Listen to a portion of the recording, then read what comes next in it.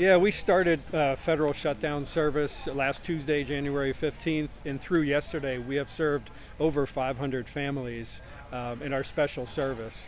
And a lot of those employees are with our federal prisons. We have 2 of them north of us here, but also workers at the Harrisburg Airport, including TSA workers and others, but also some USDA folks, folks that inspect local poultry plants, etc., and then some other folks, but those were the bulk of the service so far.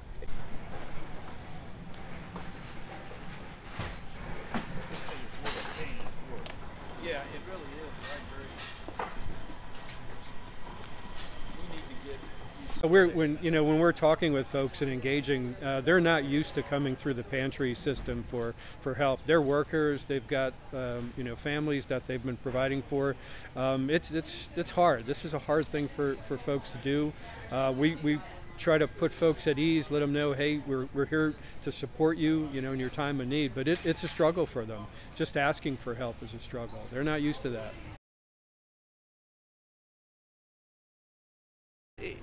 It hurts. More than anything, I think it hurts that, we're being let down. Extending our mortgage, we've had to, ask for subsidies as far as food stamps. We've had to, unemployment.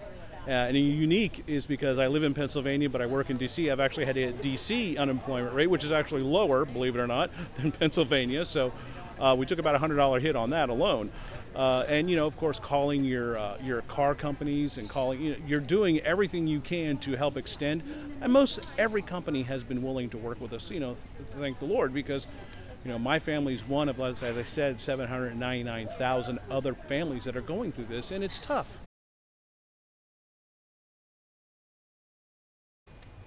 Look, my message is simple. We need to open the government. We need to open the government first. Instead of being caught up in these debates about what one side will give to the other. The first priority for both parties should be to open the government.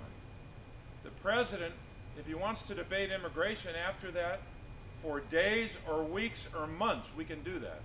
But the first priority of both parties and both branches of government should be to open the government. Now, this started with one person saying that he wanted a shutdown, and then one person causing a shutdown. That's the President of the United States. He was later joined by a partner in Leader McConnell, the Majority Leader of the Senate. We know that government funding was passed. It was done in the Senate, 100-0. You can't get many measures to pass 100-0 in the Senate on anything. We agreed to extend funding from basically the middle of December till February, which will allow time for people to debate other issues if necessary. But the government would have been funded. The president stopped that. Second, once the House majority came into existence on that Friday, I guess the 3rd of January, the first order of business for a Democratic-controlled House was to pass Republican appropriation bills, because they acted like responsible adults as a Democratic majority saying we have to pass these Republican bills to keep the government funded. And guess what they did? Once they passed that, they sent it to the United States Senate. What has happened to that bill since then? The bill that would fund the government for 8 agencies until the end of September.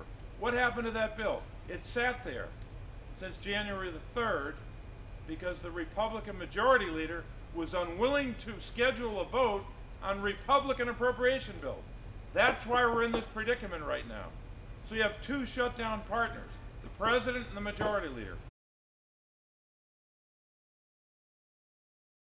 Senator Casey could end this shutdown in 15 minutes by doing exactly what he said he would do, by coming to the table, urging his Democratic counterparts who have supported border security in the past to come to the table and negotiate a border security package that includes a border wall. Security experts with the Border Patrol agree that a border wall is needed to carry out their mission.